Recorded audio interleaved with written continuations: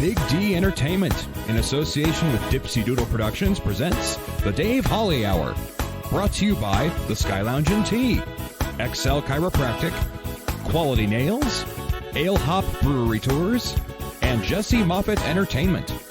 The Dave Holly Hour features Sioux Empire Arts and Entertainment Conversations and has been recognized by the Sioux Falls Stage Awards with a special distinction for promoting the arts. A true lover of arts, entertainment, good food, and fun times, including an occasional Jack Daniels. Okay, so a few Jack Daniels. Here he is, Dave Holly. Welcome, everyone.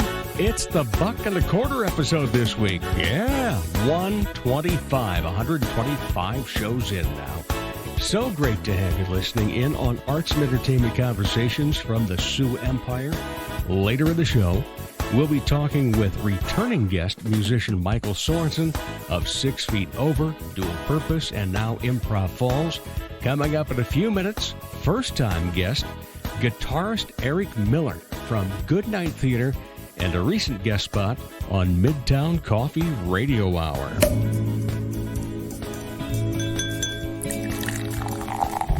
Time to grab your favorite beverage, lift it high, and toast it to being Thursday, a.k.a. Weekend Eve.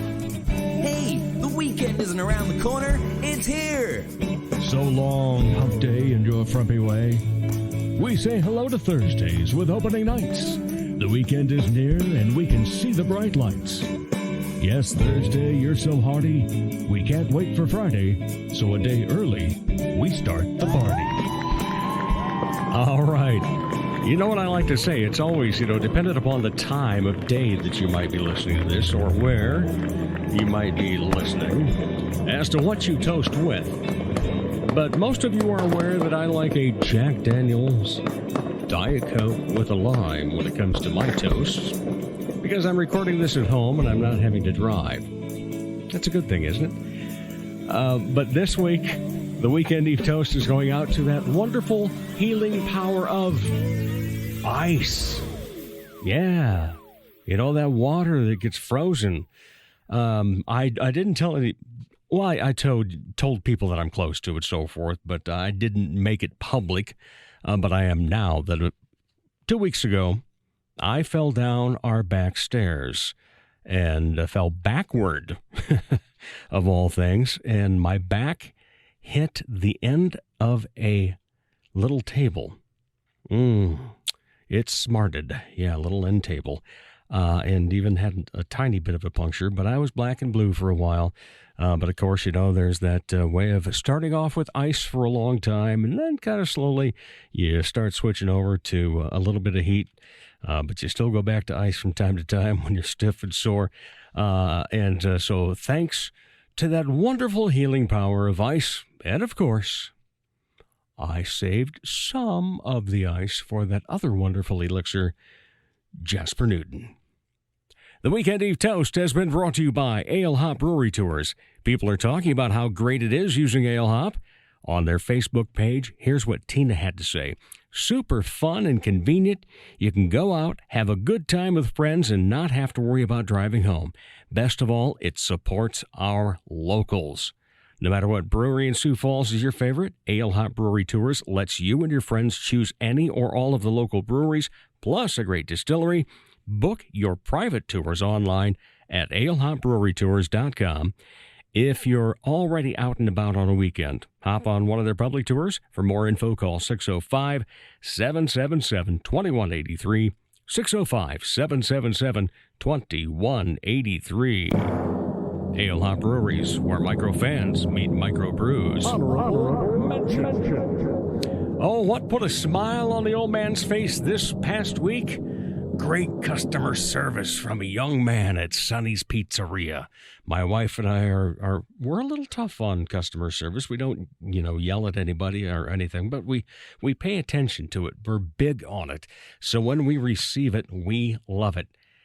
And the young man at Sonny's Pizzeria that was working the front end, Bryce Couch, not only knows how to sling pizzas, he does so with proper grammar at the lost art.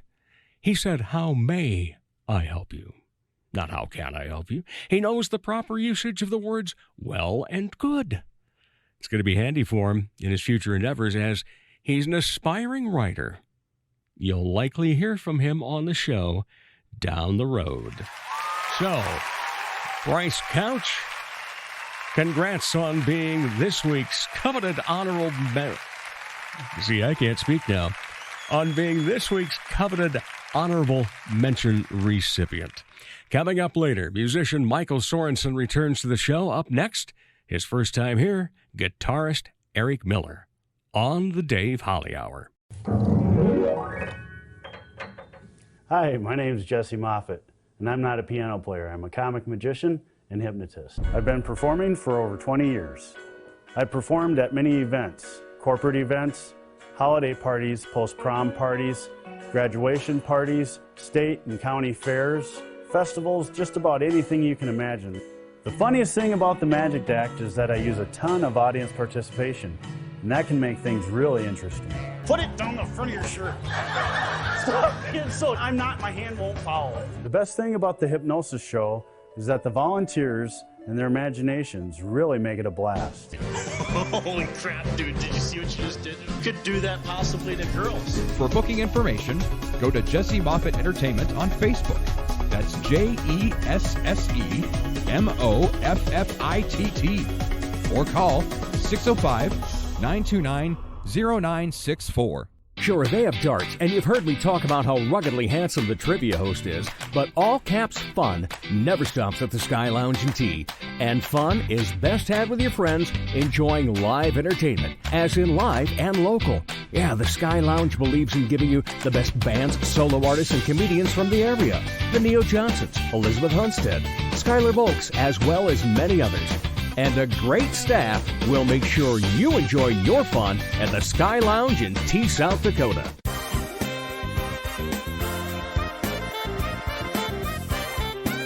He's never met a meal he didn't like. Once again, here is Dave Holly. Thank you so much, everybody, no matter where you're listening, how you're listening, what time of the day you like to download, whatever. Thank you. It certainly is great. See, I changed up that intro into a conversation just a little bit because some of you are saying, Dave, you always say, it's always a pleasure. Well, it is a pleasure, especially when I get to have first-time guests. Eric Miller, how are you doing? I'm good. Thanks, Dave. Glad to have you on the show. You are an active man playing guitar. Is there anybody you don't play for? I try to keep busy. There is a long list of people I have not played for. But of late, you certainly have been around, so forth. Caught you with the Binge-Worthy Cabaret. You were in the live band for Goodnight Theater Collective. Yep. And then you were also on a show that I'm associated with as the Midtown Coffee Radio Hour. And you were a guest musician on that. Yeah, and it's such a good time, too. I mean, and there's nothing else like that around here. And yeah, to be able to be a part of that is just so cool. Yeah, Yep. So what got you playing guitar? Well, I don't think it's a story unlike many other musicians. My dad played guitar. Okay. And I grew up, my mom's a piano player and was a trombone player. And Your mom was a trombone player? Yep. And Cool. so just grew up in a musical household, and my parents were always the accompanimists at our church when we grew up. Right. And so just always had the musical instruments around. Piano lessons and band were not optional for my brother and I. It's just something that we did. You knew you were going. Yep. And so I was 11 or 12, I think, when I started picking up Dad's guitar, and he showed me some chords. And then when I was 13, they got me an electric guitar, and then it was just, that was it. So Ever since. And and I warn you can cut me off anytime, but I wax a little poetic when it comes to Feel free. Electric guitars. Like I'm a person that feels there's no better destiny for a piece of wood than to become an electric guitar. Like, this table's nice and everything, but it's no guitar. Just lay some strings down on it, put some tuning keys at the end and so forth. We can turn it, be a mother of a huge guitar though, wouldn't it? It would be a big one, yes. In fact, let's see, what was the movie long ago? Ralph Macchio was in it, and he was learning how to play electric guitar and play the blues and so forth. Oh, And sure. Some old character. Crossroads. Crossroads, Yep. there we go. Yep. And some old codger says, "Muddy waters invent electricity, boy." And I always remember that line. It's like, yeah, pick that up, plug it in, and go to it with that amp. All right, so 13 for that. Did you play anything else? Did you have to learn, were you a trumpeter? What? Yep, I was a trumpet player. Okay. And did the band and marching band and all that. Oh, yeah. And, and I think I have this unnatural fear of being late for things, and that comes from marching band. Like I picture my band director's face all red saying, "On time is late." Yeah, On time is exactly. late. So, yeah. 15 minutes early is on time. excuse me. So you had to start with that then. How much do you still play that at all? I still own a trumpet. Okay. I'm not very good at it. Every now and then I get it out to remind myself I don't really have the chops to play it anymore. And especially, getting to play with Matt Morrison, who has played trumpet at a few things. Name an lately. instrument he can't play. Yeah, Wow. exactly. Incredible. And so I mean, I can still play a scale or two, but I don't play it much anymore. All right. So then the question is, how many guitars? How many guitars? Yes. It's under a dozen.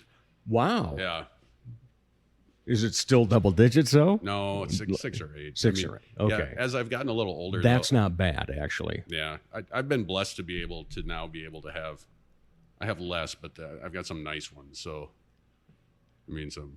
All right. So your dad was teaching you some chords, and Yep. and was it he was teaching you so much because he was hearing you just strumming away and going, "Oh my God, that sounds awful. We need to improve this," or was it you wanting to advance and said, "Hey, Dad, can you teach me?"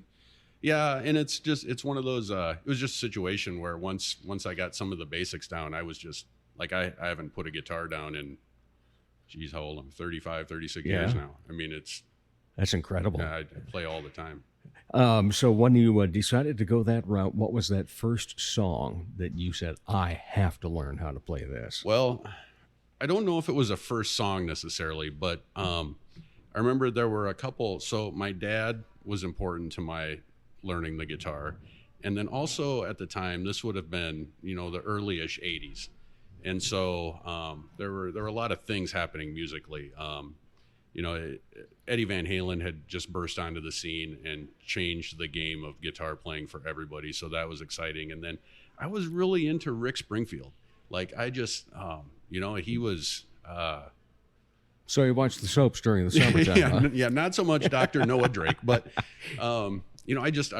his music, I really, really got into it, and he was just cool. I liked it too. Yeah, I really did. Yeah. And that music was a big part of the soundtrack of the '80s for me. And so between my dad and Rick Springfield, and I got into Dweezil and Frank Zappa, and I don't know. I just love it. I love putting on a guitar and playing.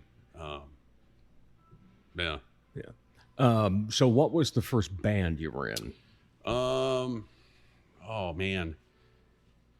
Well, the first band I was in would have been it was myself, and it would have been, I don't remember the name, but our pastor's son, David Kramer, who is from Brandon and is a drummer. We had a Christian rock band in high school. Oh, I do not recall. I don't recall the name, but I know that we recorded, which was a big deal at the time. Oh, no kidding. Yeah. Because that was before this whole digital phase where anybody can make something in their bathroom. Yep, and we recorded with a studio in Millbank, and it was called, I believe, D&D Recording, and he did reel to reel, and so, and he was good at it too. When you see someone that can manipulate those reels and make that work, and that was a fun experience. No doubt about that. So did that come out pressed on an album, or had you moved to CD? This was cassette tapes. Cassettes? Yep. Okay. Yep. So, And you hauled them around to every gig you did. We did. Yep. And there may still be a couple in my parents' closet back in the old house in Brandon. But So you had you done any paid gigs prior to that? no. So your first experience with making any money in music is selling cassettes. Yeah, and that's a break-even proposition at best. At best, so, yeah. And so where was the point that you got involved and were not earning a living, but making some cash? I'm waiting for that day to come. I'm anxiously Hang on, we got something for that. Yeah. I'm anxiously awaiting that day. Yeah, and I've never made a lot of money at it. I mean, here and there, I've had some gigs that have paid pretty well. If you can play some weddings or some funerals or get into that, I did some Christmas shows with a band called Angelic, and they used to do shows at the District, and we'd make some money doing that, and that was a lot of fun. But mostly I've been blessed with being able to play with a lot of really talented people over the years, and I've got this. I think just being able to play an instrument is, this far into life is just, it's a payoff in itself. I grew up wanting to be an athlete. Was overweight my whole life, so it never really happened. Participated in 3 sports a year in high school and so forth. I have a replacement hip. I have a replacement knee in the later years of life, partly because of that being part of my life. But the one thing that I hold on to from my high school days is my 1981 Louis Armstrong Jazz Award. I have no medals from any, wrestling tournaments or anything like that left, but I will cherish that for the rest of my life. And you can enjoy music, and you can play, and you can sing, and just to, sit around and have fun with it when you're older in your age. It's not like you can still go out and play football or wrestle or throw a shot put. But I do have to carry some heavy mic stands around sometimes. But, aside from that, it's like, and that's where I know that you are a teacher. That's your full-time job. And so I love the fact that there are people that are there that, have musical talents. And even if they're not teaching music itself, are still finding ways to use that. And is that the case with you, where you'd like to be able to say, it's not like, hey, I'm Eric Miller, and I'm going to show off for my 4th grade class, but you still have the opportunity to give them some education about music? Well, number one, it's exactly like that. Okay. No, I heard, it's interesting you say that. I on last week's show, I believe you talked to Bob Nelson. I did. Who talked about the Sioux Falls theme song. Yeah, the anthem. We also have a little-known South Dakota theme song called Hail South Dakota. Oh, let's hear it. Well, I'm not going to sing it. You're not going to sing it? Oh, come on. Are you going to tell us the lyrics at least? But I will say that if you're an alumni of my 4th grade class, you have learned that song, and I've played it on guitar while you sang it. And so, we have a state song, Hail South Dakota. Hail South Dakota. And, speaking of my school, I work at this awesome elementary school called Eugene Field A+ Elementary. Yeah. And we are the only art integration school in Sioux Falls, and I believe the state. And it's a program out of North Carolina Arts Council, and it's just it's a whole school program that works on the premise that arts are the foundation for learning, and we work to integrate the arts into everything. Teacher collaboration, the planning that we do. And there are a lot of people that work really hard to integrate the arts into it. So, when I talk about being able to bring in my guitar, incorporate the arts into class, we're all doing that at that school. And if you're someone who's listening, that's fantastic. And if you happen to have an elementary age child, and you're like, I would really like them to have an arts integrated education. True. Like, check us out over at Eugene Field. We do things that the other schools in town just do not do. It's a fantastic program. It sounds excellent. I love that theory and so forth, and just being able to get everything worked in. So what was it about playing guitar, playing trumpet, and so forth, where you said, this is something I really want to be able to do lifelong?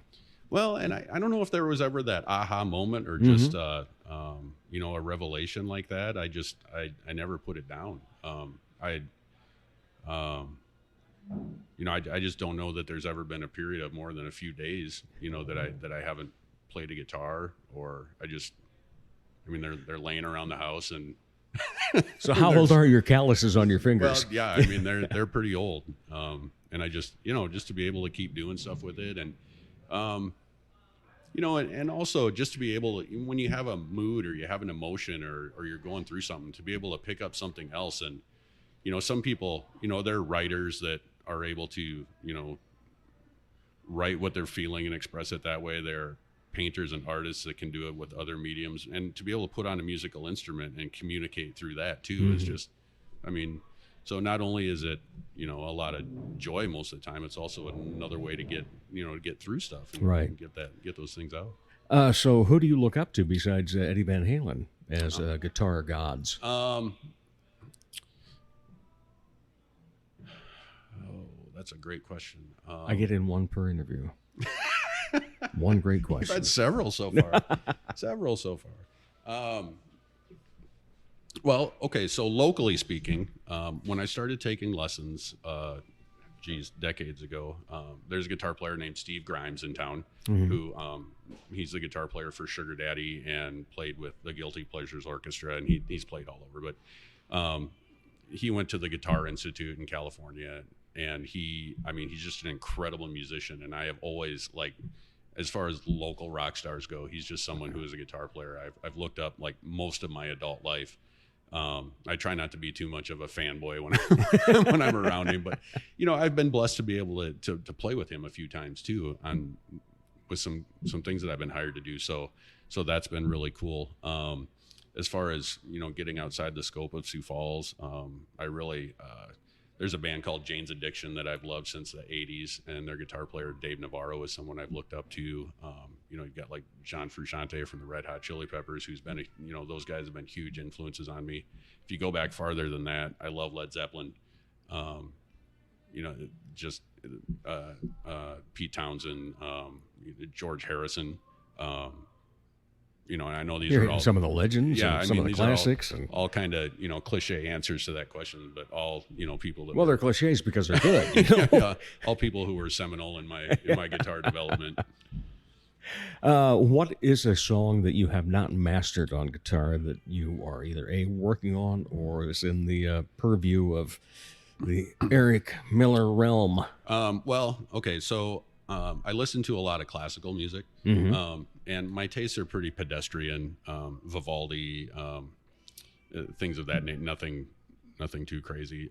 Four Seasons is one of the greatest things ever written. Yeah, absolutely. Yeah. Especially, you know, and you hear so much of that.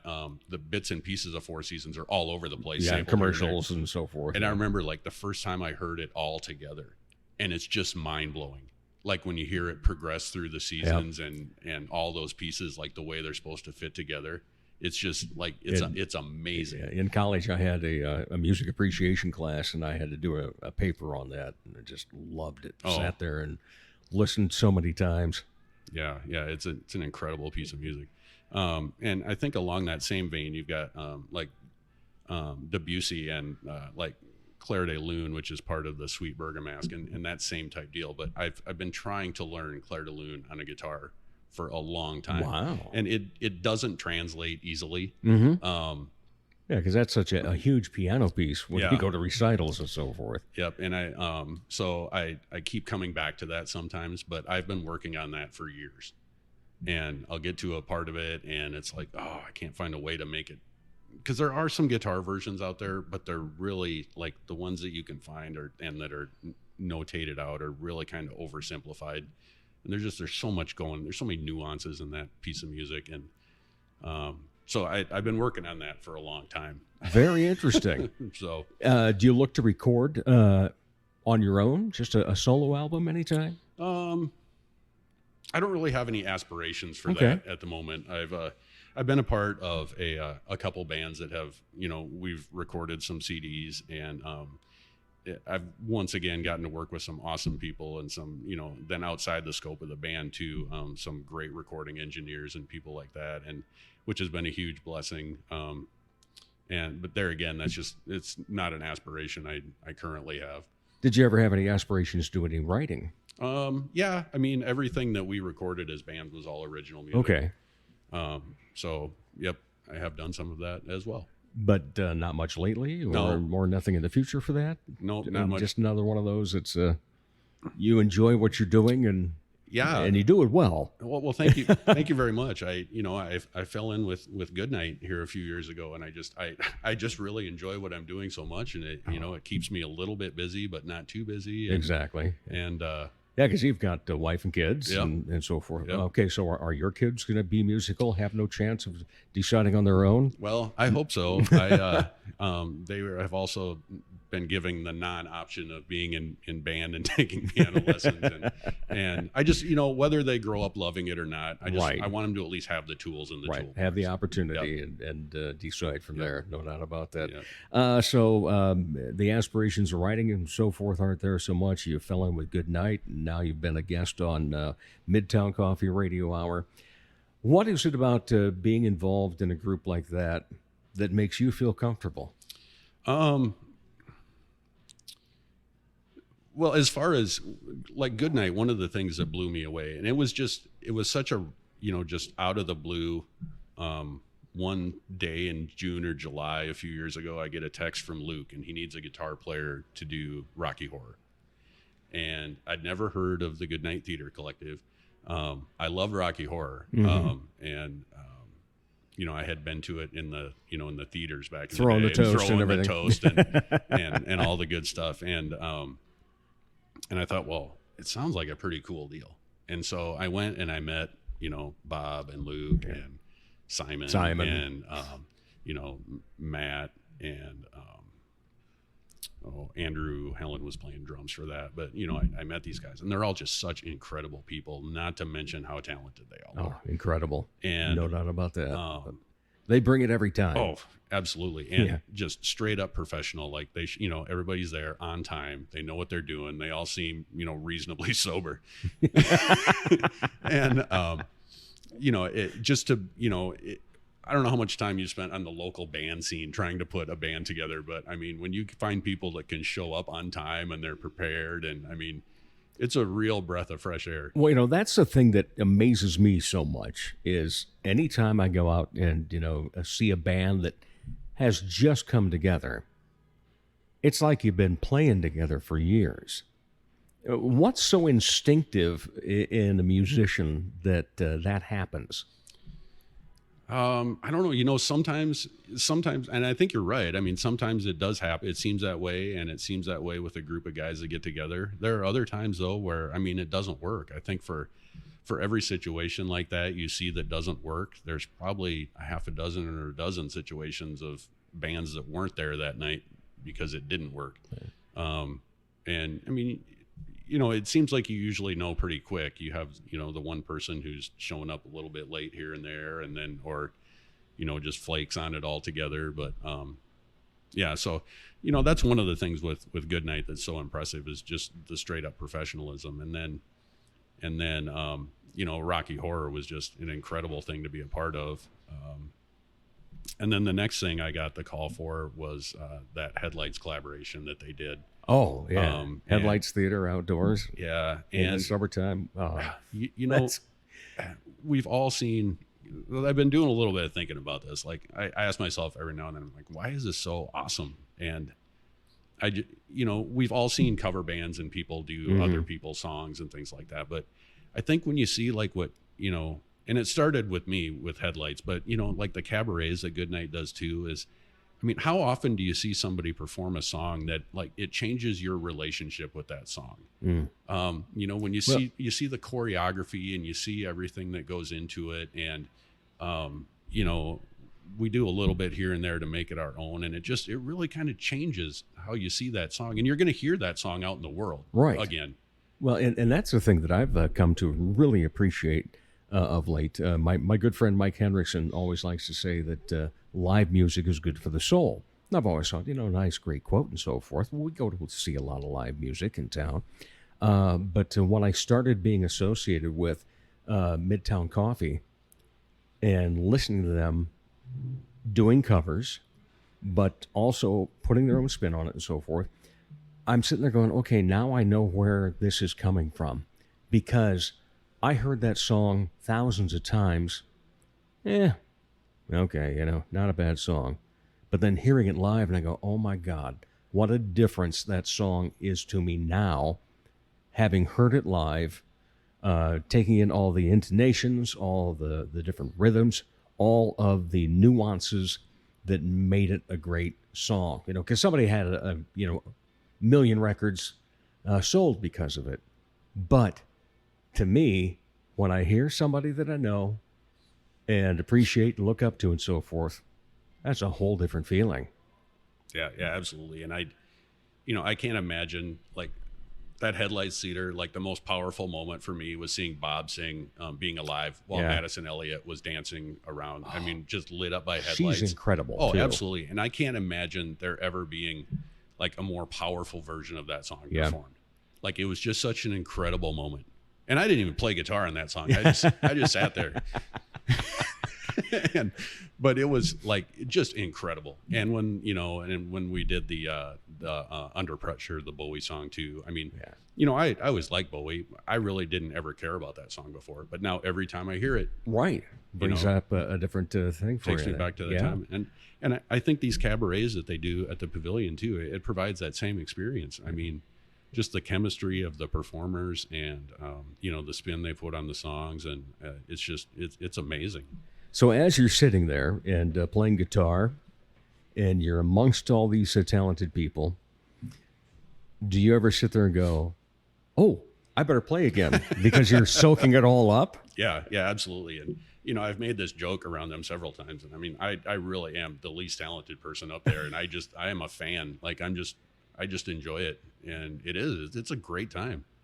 It's a ton of fun. Yeah, if you're an aspiring artist or you just want to hang out around some places and so forth, go see these types of events. They're, first of all, crucial to the city of Sioux Falls in terms of our growth in culture, music, entertainment, and so forth. There's just such a plethora of talent out there that you would be surprised at. And I think the other thing that I've been so amazed about is how many people also make their living in our community off of the arts and entertainment. So it's out there, people. Take advantage of it. Remember, you can't have heart without art. I know it's cheesy, but it's also true. I think of those people that I see that maybe are cold people and so forth. It's like, I wonder what moves them.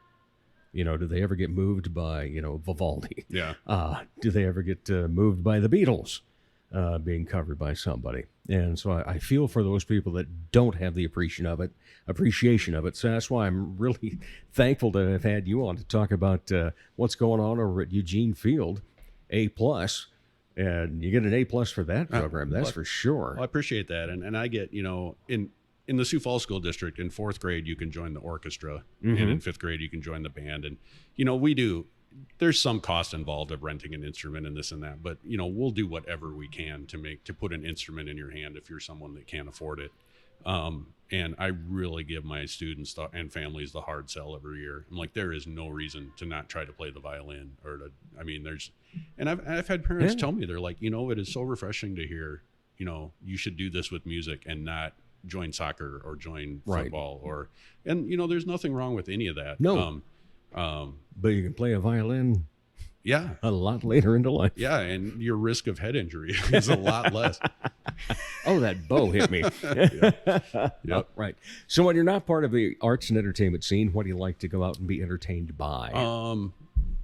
We like to get out and go to shows. I like to see live music. My wife and I are kind of foodies. All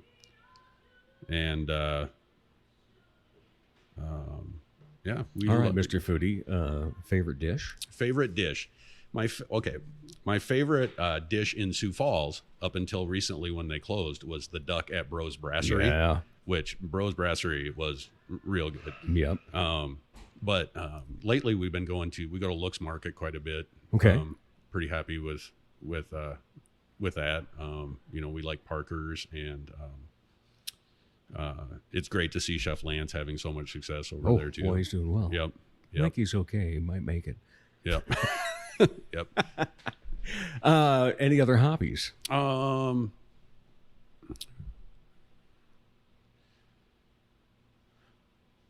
No, just, teaching and being a dad and a husband and playing the guitar pretty much takes up rounds out. Yeah, it takes up very well. We're happy that it does because you do it well. All right. Well, Eric Miller, been a pleasure to have you on the show. Certainly appreciate it. I have the feeling you'll probably be on down the line sometime again. So it's my first interview. I'm so excited. Well, hopefully we just made it a conversation. Yeah, that was fun. That's all I like to do here. All right. So again, thank you. Appreciate your time. And we'll be back with more of the Dave Holly Hour in just a moment. Dr. Perry Langston and Dr. Corey Tooney know excellence is in you. That's why they provide you with excellent care at XL Chiropractic, improving your overall health in spirit, body, mind, and will. Get results the natural way. Arrange a consultation, 605-332-9235 or xlchiros.com. Excellent care for excellent people. XL Chiropractic, located at 4309 South Racket Drive in Sioux Falls. Listen whenever, wherever, however you like.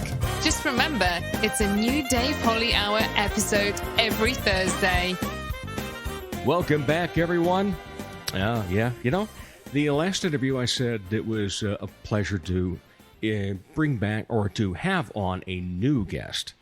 Well, this time we have somebody that's up on the leaderboard. Yes, it's time to welcome back Michael Sorenson. How are you? I'm well. I guess I'm a regular now, huh? Yes, you are, because I think this gives you 4. Yeah, I think so. I think you're tied for second then. I just keep on scooping up more and more projects that I'm involved in. Well, that you do, yeah. And then, you know, there's been some changes in some of the projects you're in already, too. So, you know. And this is the first time I came ready with notes. I see that. I just shot from the hip every other time. That means that, you know, everything that I'm already going to talk about, you probably have more to add, apparently. Maybe. Okay. We'll see what happens. All right. Well, first of all, thank you for coming in. Thanks for having me, as yes, always. and we are Cheers. at our wine bar recording this, so cheers to you, Michael. Thank you. What beer did you get? It's the strawberry blonde from Ben's down in... yeah. Excellent. Down And in I am Yankton's. having the Our Wine Collection Merlot. Can't go wrong. No, you can't. It's always good here, no matter what. And, of course, the food is delicious, too. Mm-hmm. Yeah. I like coming down here every Monday. But glad you can make it this And Monday. I know they like having you. Oh, yeah. I'm sure they go, well, Dave drinks a lot of Merlot, doesn't he? We better order more. Anywho, always great to have you along because it's such a fun time regardless. But so first, for those that didn't listen in the past, Sure. might be new listeners, they need to know that you are involved, first of all, in 6 Feet Over. Yes. Which is you and your good buddy Matt from Remedy. Yep, and Austin Van and Bakken Austin. on drums. And I was going to ask, how is Austin doing? I know we had a little mishap earlier. Yeah, we did actually, really a couple of them. We'll get to the dueling piano stuff in a moment, but the night before Thanksgiving 2021, I had Austin join just as a fill-in for drums. For a dueling piano show, and I had no idea, you know. And mind you, Austin's 22, I think. That immediately following that Monday morning, he woke up with severe pain, drifting in and out of consciousness, and at a young age, with a week-year-old daughter, having just been born, he had a brain aneurysm. Yeah, and it just turned everything upside down. I mean, music aside, we didn't have any gigs. I mean, that was furthest from our minds. But just to be faced with a situation like that and have a stark reminder how precious life really is. That's for sure. So it's just crazy to see him celebrate such a happy moment and then have something like that happen. So long story short, he was in the ICU for a couple weeks. But man, that guy's stubborn in the best kind of way. Yeah. He's been beating the odds on everything. Absolutely. One thing I will say about Austin Van Bakken is he doesn't do anything halfway. Yeah. And so when it came down to recovery, he was hitting that nurse's call button every 10 minutes to walk up and down the halls. I would go visit him, and he knew everybody by name. Yeah. So I'm happy to report that he came out of that with a smile. Now there's a little bit more to the story though, because a little less hair, but yeah, he used to be known for a different hairstyle every week. You know, his wife. Cosmetologist, so I think that she just likes to test things out on him, and he's just her willing subject. But he made it about a month, and then actually there was not a mistake in the procedure, but just something they didn't foresee, where he actually had a second brain bleed that put him back in the ICU again in January. That one was a little rougher. I mean, he had some motor issues and stuff, but at the same time, coming out of that one as well, his stubbornness stuck through, and he has no lingering after effects. Wow, that's great. Except for a pretty gnarly scar. It's just shaped like a giant S on his head. So now he's as bald as you are. Yep. Now He's he just showing it shaves off, his isn't he? head. Yeah, I think it's like a token of pride for him. And so to have him get back behind the drum set, we were worried. We didn't know, like, oh man, when things like that happen, I mean, once in a lifetime type deal, is he going to lose some musical knowledge or especially with motor skills when you play drums. Skills. And it was a slow start, and he was a little worried. He's like, I don't know if I got it back yet, but he does. And so we've been on stage a couple times since then, and I'm happy to report that he's back just as good as ever. All right, so 6 feet over. By the way, lovely sticker on my new case. Oh yeah, that was one of the stickers I was able to save from the old case. Oh my goodness, I wouldn't have even known. I had to get a new case. Because as I was walking across the street one day, the old one, which was $19, started to come apart. Oh, no. And, I suppose there's close to $1,000 worth of equipment inside of that.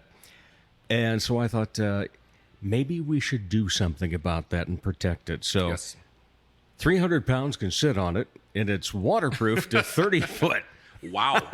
And to boot, for the listeners, it is the brightest orange. It is. And it totally fits with the orange and purple theme that orange you have. and purple theme for my logo. I actually thought about you not too long ago. I was out of town, and I just pulled up on, I want to, like, Hulu or HBO Max or whatever.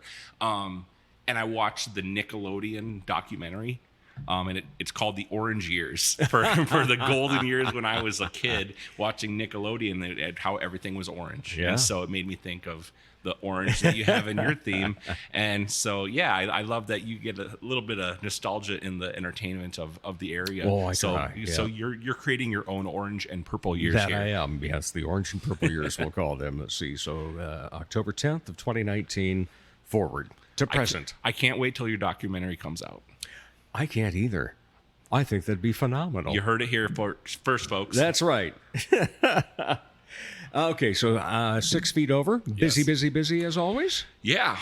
It's funny because we actually haven't had much for gigs so far this year. But, I mean, back to my notes, I have up. 3, 6, 9, about... looks like 17 or 18 dates for the next few months. Which is busy for us. And the thing is, I haven't actually had to reach out to many venues at all. They're reaching out to us because we're getting to where, for the past few years, we've played at Blue Rock and at Wood Grain and Remedy, all the places. So and everybody's itching to have people back. Yes, absolutely. Yeah, that's a great thing. And so kind of get back. I know last year you guys were out quite a bit yet. Even during COVID at its height, you still were playing. But when the weather's nicer, it's easy to do something outside. So that definitely helps. Well, and I know that one of the places that you played quite often is Wood Grain. And one night, Jason Olson and my wife and I were having a discussion. We were actually at another beer joint. We were down at Severance, I believe. And Jason walks in, and we start talking about the explosion of arts and entertainment in this town. And he says, you realize if you were to walk from 14th on Phillips down to Severance on a Friday night in the summer, you could eat a ton of food, you could drink a ton, and you could hear probably 20 different musicians. Well, I don't have to leave my house to eat and drink a ton, but that's besides the point. But no, that's definitely, I mean, to see the progression of what our downtown community has become and how many different areas of entertainment and arts that we can support here in Sioux Falls, South Dakota. I just love it. Yeah, because you're walking along the sculpture walk for one thing, and somebody's either playing on a street corner or they're inside one of the venues. And that's the other thing, venues have quadrupled. Yep, for sure. Because everybody has the ability to have a little spot for a duo and so forth to get up and play, and it's just adds such great atmosphere. Well, and with the projects that I'm involved in, I get a chance to see kind of from the ground up. 6 feet over, we've played in different corners of restaurants and shoved ourselves in the area, like small patios or whatever place we could play. And then a few like medium-sized venues. But now with Duel Purpose, I'm able to play consistently at places like the Social, where there's a little bit more breathing room, and start getting into some of the bigger venues. And I'm able to, when I get contacted by different entities, looking for a holiday party or looking for an anniversary event, I can market, hey, we have 6 feet over that, maybe a little bit more of a personal setting. And then Dual Purpose is an all-out sound and lights extravaganza of requests that we're able to provide. So it's great to offer some versatility that's actually able to be supported by the community. And speaking of Dual Purpose, a new piano player along with you.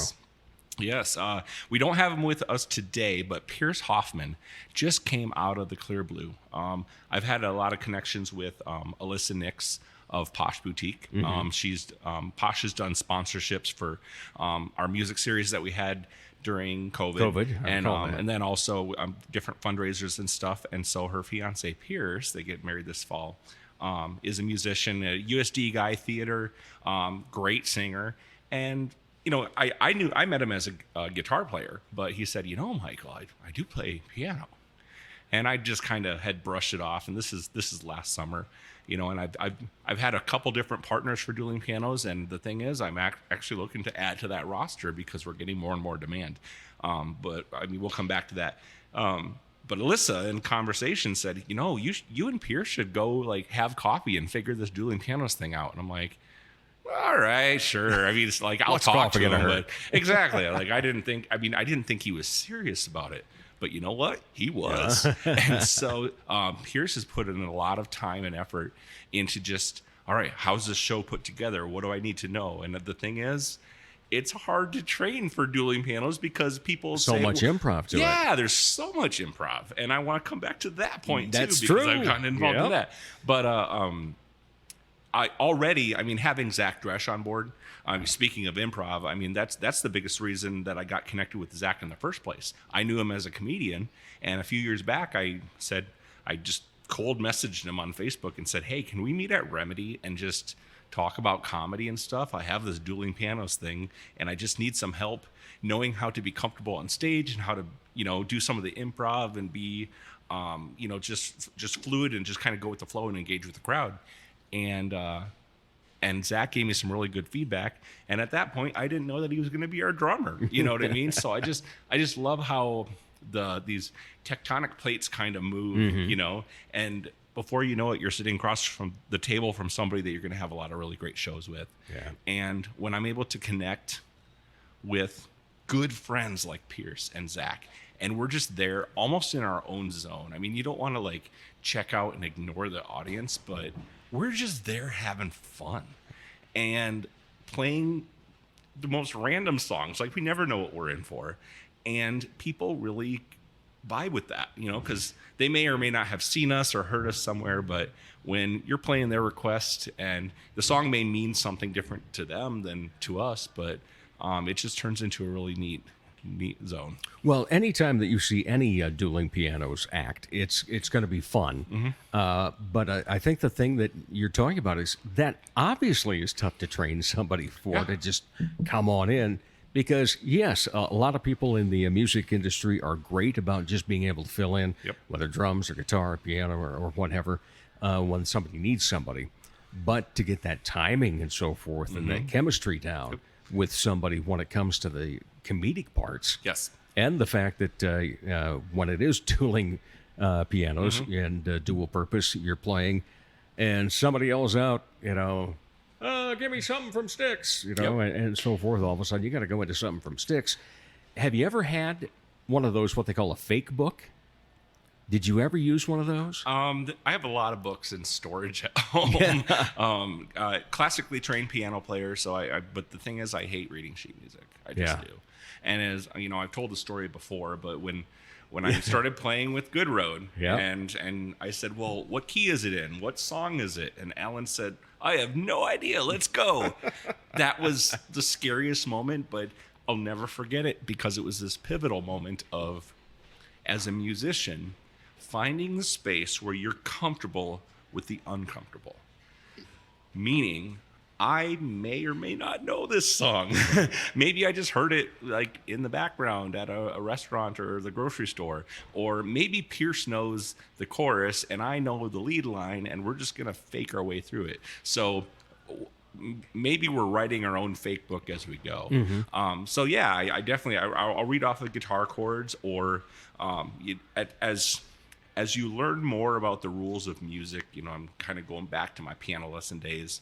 You know, I learned a lot of things about theory, and I think there's this essence of learning the rules in order to break the rules. Right. And that's a little bit where jazz comes in. Now, am I a jazz musician? Not really, but finding the areas that you can kind of push on the boundaries of what music will let you do. So often when you're in an environment and it's again, a party or a celebration, and maybe there's some drinks and there's people there with friends and they're having a good time and they're making memories and taking pictures and singing songs. The audience will give some concessions that they might not give to their favorite band that they've heard the same song, and you better do it the same way every time. Yeah, it better sound like the album. Yeah. So being able to like bend the rules or just flat out break them sometimes is a lot of fun. And when it comes to knowing music, that kid on the drums back there, that what's his, the flu bug, Zach Dresch. Zach Dresch, great friend, and he's got like a steel trap memory when it comes to the American, well, the world music book. Seriously, he literally will memorize the not the set list, the track list to albums. Yeah. And I don't know why. I don't know what benefit that is, but he just gets such a kick out of it. And so when someone says, you said Sticks earlier, gosh, you call it Sticks at one of our shows, Zach's going to pull it out. He's just going to sing it. He had a hard time drumming with a microphone and staying in one spot. So he actually recently picked up, I call it a headset. He did. I called it his Britney Spears mic. I was going to say, is he looking like Britney? A little bit. Oh, man, with that hair. With much better hair. Yeah. Yes. The afro. Yes. Of which he will tell jokes if you've never seen him. Absolutely. What's given you the most fun so far? Say more about that. In everything that you've all my done, projects? All your projects, what's giving you the most fun? Because we're going to talk about a big one here coming up that I'm very fond of. Dueling pianos is, I think, at the center of it all.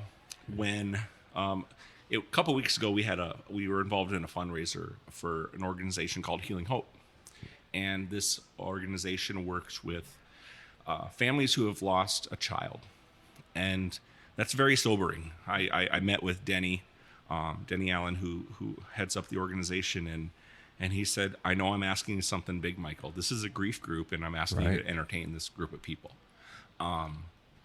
But we decided to do it. And we weren't sure what was going to happen because it was a somber event, a lot of people there with a lot of meanings behind these things. I'm like, man, what if they request a song that's super important that reminds them of a loved one and we mess it up? There was a lot of risk that we accepted with that. But I believe the greater the risk, the greater the reward. And so, and that's a show that Posh Boutique was sponsoring, and a lot of other businesses came together. And so, on April 2nd, we had a dueling piano show at the Social for Healing Hope, and it was a terrific event. It really, really was. And that's the first show that Pierce came back. Some of the best musicians are very self-critical, and Pierce is no exception. I don't want to speak for him, but he's always like, "Oh, I messed this part up, or I messed that part up." But he came back from that show being like, "Michael, that was the best show we ever did." And to have it, I think of the value of shows like that. We do it so we can make some cash on the side. We get to have some drinks, we play some music, and it's just all in good fun. But when you're in a room full of people that have had really low moments in their life, sometimes, those low points in your life remind you of the really happy points in your life. And so to have that contrast is really amazing to see that how serious that event was for us to turn it around and say, hey, you know what? We're here to have fun. We're here to make memories. We're here to put a smile on people's faces, and it worked. Yeah. That, to me, that's the most rewarding part of it, is to be involved in something. They raise money for a great cause. People were able to, be involved in an organization that has supported them during a dark time. And you know what? We all had a heck of a lot of fun. Yeah. All right. You're having a heck of a lot of fun when it comes to Improv Falls. I am. And not so much in part of being the scene Yep. As an actor, but as the musician. I mean, they've upped the ante, and they're doing the old Laura Hall from Whose Line. Yep. And you've even done the hoedown now. You look like you're just having a blast with that. I am. That's another thing that just came out of nowhere. I was at Icon Lounge on the night of one of the improv shows. I wasn't actually able to go to the performance, but afterwards I saw Zach there, and of course Zach's the drummer for Duel Purpose, and I knew he was involved in Improv Falls, but I never thought of myself as like an actor type performer. There's a little bit of comedy that goes into Duel Purpose, but anyway, I saw Zach and I was talking to him, and he introduced me. Oh, have you met Bill Ballard? And I kind of knew who he was, but no, I hadn't met him. And so we got to talking, and I said, oh man, I love Whose Line Is It Anyway? I wish I could have made it to your show. And really, I was not so much watching the performers as a kid, but I was watching Laura Hall on piano. And he said, you know Laura Hall? I'm like, well, not personally. I wish I did. But you know who Laura Hall is? I love Laura Hall. She actually has a book that she wrote. And I'm like, what? So we started geeking out about the piano player on a TV show from the 90s almost. And he said, you know what? Are you able to do some of that? And I'm like, oh yeah, I can play the hoedown for you right now. And he said, I want you to come to one of our practices. And so I did. It was a couple months before that happened, but I ended up showing up to one of the practices, and I didn't know what to expect, but we did some sketches and we did a hoedown, and it just came together. And so they booked a couple shows since then, and they've had me on the roster, and man, that's a lot of fun. Yeah. I think it's making me a better musician.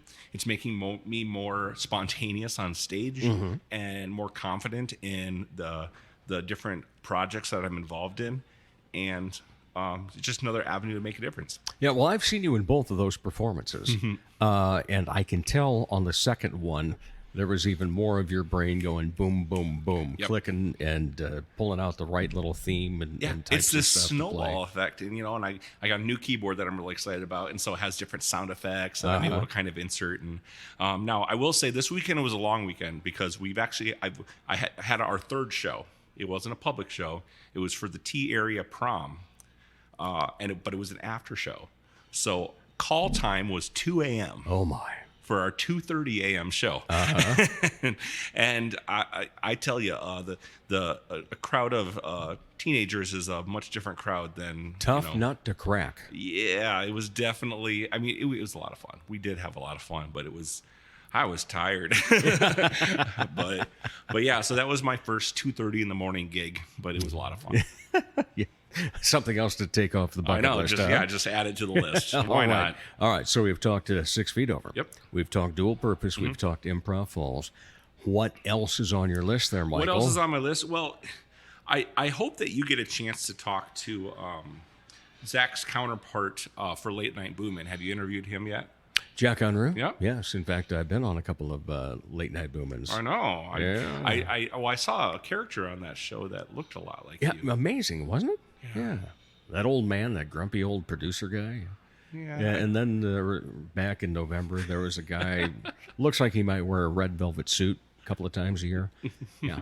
No, I've connected with Zach. I was Zach and Jack. I think we all just call that. I've connected with Zach and Jack about that just because I love what they're doing in the community. It's excellent. Just another way to highlight a lot of the talented people that we have. And I also since I have a microphone in front of me, I also want to make a shout out to Brooke at Cultivated Visual Arts, because the photos that she has taken at our shows are bomb. They're awesome. Really? Yes. So any performer, musician, so anybody who performs in low light that wants some low light photography in particular, she is just a pro. So I just had to do the plug. Okay, glad you did. Yeah, Cultivated Visual Arts. You can find it on Facebook. Another name to add to the list of several that I haven't had on yet. Absolutely. Another benefit that we've had at the dueling piano shows is having Mr. Adam Rye doing our sound and lights. He's good. Adam works full time at the Washington Pavilion. Yep. He's the guy back in the booth at a lot of the biggest shows that we have come through the area, and we are fortunate enough to have him and his intellect and his organizational skills and everything that he brings to the table to really make our showmanship as good as it can be, because he really makes a huge difference for our performances. And I can throw in a little personal note about this, because one time a couple of years ago, I actually went along as a roadie for Duel Purpose. And so just watching the entire setup take place, because I'm familiar with doing shows and so forth, but I've never been that personally connected to doing a setup and a teardown. And seeing what order things go in, how it all comes together. And then Tim Dietz was playing with you that night. And he sat down just before we were doing the sound check, actually, and just starts playing. And I'm like, oh, wow, this is going to be a good show tonight. He's so talented. And it's just so fun to see how everything comes together. And, for those that don't always think about, how much it takes, I always like to talk about, I talk about Elizabeth Hunstead a lot. And how, people say, well, how much do you suppose she made tonight? I said, I don't know, none of my business. I can probably guess and be in the ballpark. But, if she wants to tell me, she'll tell me sometime. But here's what I want you to consider. She's entertaining you, right? Oh, yeah, it's a good show. Okay. See that Penny Allen that she brought in? Okay. Underneath that is the stand that it goes on, which came out of a bag. That bag alone was probably $75 to $100. Easy. Yeah. Then that stand, probably $250 to $500. The piano, starting at $1,000 a minimum. Yeah. I said, and then she's got all those speakers, and she's got everything else that she needs to bring in. And she'll play your requests too. Yes, she will play your requests. And then think of the years of practice. How many years did you practice up to? How many years have you been doing this? I started when I was 13, and so I played for 23 years. Wow. I'll date myself then. Yeah, that's I'm fine. 36. Well, I'm 59. But yeah, Elizabeth has been instrumental, no pun intended, with Dual Purpose as well, because I've shared the stage with her a lot, and I learned a lot about marketing myself as a musician with her, and just playing requests and just having fun on stage. So if you want to talk about a powerhouse of talent in Sioux Falls, that's Elizabeth. Yeah, no doubt about that. But, getting back to just the point of everything that it takes and so forth. You still have the trailer then? Yep, we do. Yeah, good. And we've actually brought on, I have Grayson York, actually. Alyssa calls him, she calls him the apprentice or the... Intern? Oh, the intern, yes. Just a work acquaintance of mine, and he's just really interested in music production and all things, just he loves concerts and he loves just the whole vibe. And Adam is talented enough that, the guy is good enough that he could just get picked up by some traveling show and skip town and go on tour for a year. And that I would give, full blessing. More power to him. But it makes me nervous because I don't want to lose my sound guy. So I said to Adam, do you mind if I bring this guy Grayson in and you just show him some things? He's interested in sound, interested in the whole deal.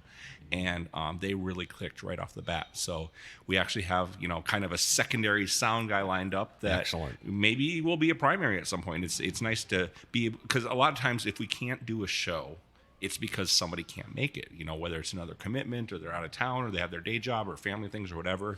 So it's just nice to not only bring a team of musicians and a production team together, but actually start seeing it grow to where you can give someone else an opportunity to learn about the business, which it is, and do something that they have passion for, and it helps make us stronger as well. I remember my first full-time job out of college in radio out in Colorado. And my program director said, we want everybody to move on. We want you to move up and move on and so forth. And I've always thought that, it's a great philosophy instead of, trying to suppress somebody and hold them back because you don't want to lose them. So absolutely. Glad to hear that. All right. So what else is on the table for you? What's coming up? What do you want to have happen? Gosh, well, we're really excited to be playing in a couple new venues this year. Blue Haven Barn actually booked 6 Feet Over and Duel Purpose, separate dates. So 6 Feet Over will be at Blue Haven on the 10th of June. Okay. And our next Duel Purpose show is the 15th of July. So 2 different bands, basically. I'm the one common thread between the 2 of them. But those will be some Friday night shows. So more information to come on that. I think there's going to be kind of a dinner and a show type event. So I'm working with Amanda down at Blue Haven on that. So that's something we're really excited about. And 6 Feet Over is back at Tinner's again this year on June 29th. So you can go to our Facebook page. Just ate there last night. Did you? Yeah. Love it there. Oh, yeah. Very nice. Yes. The food's good. Drinks are good. It's good stuff.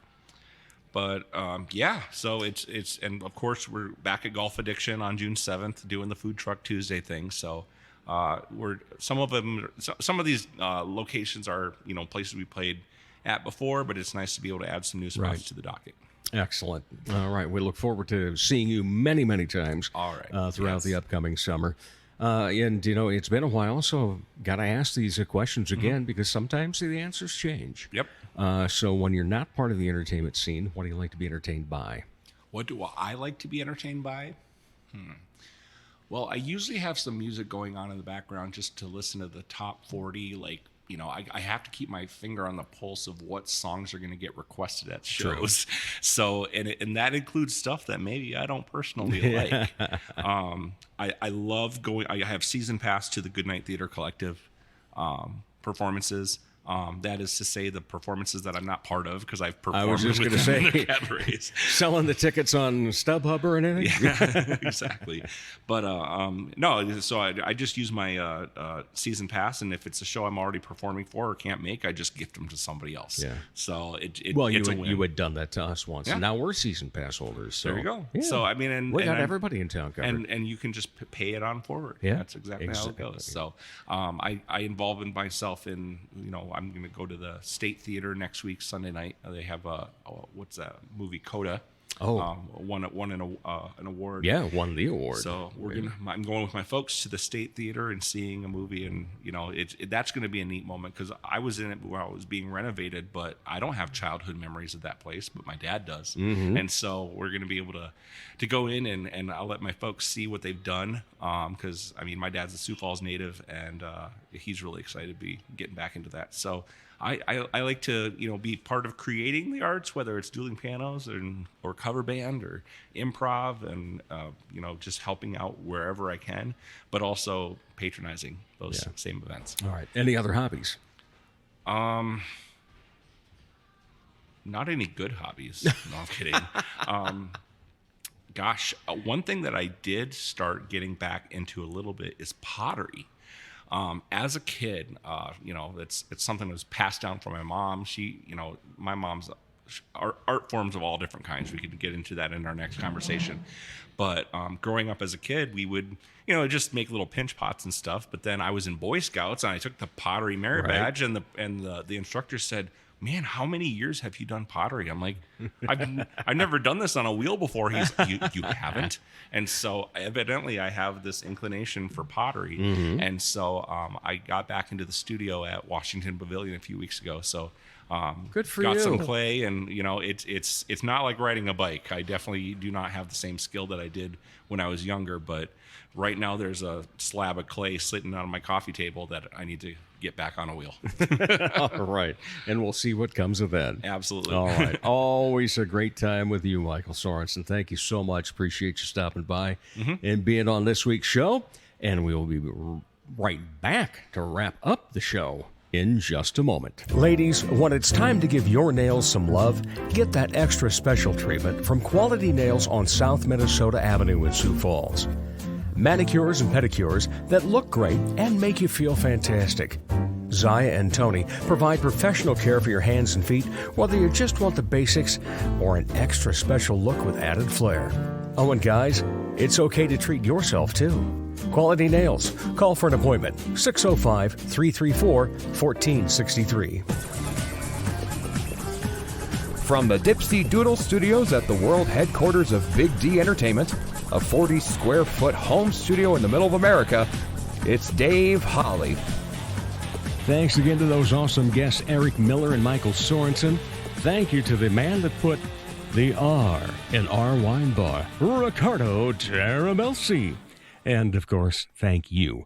Dave Holly Hour Facebook page continues to grow, as do the downloads and subscribers, Instagram followers, and we're climbing steadily toward a big downloads number, by the way.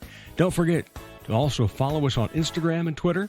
Plus, find every and all episodes at DaveHollyHour.com.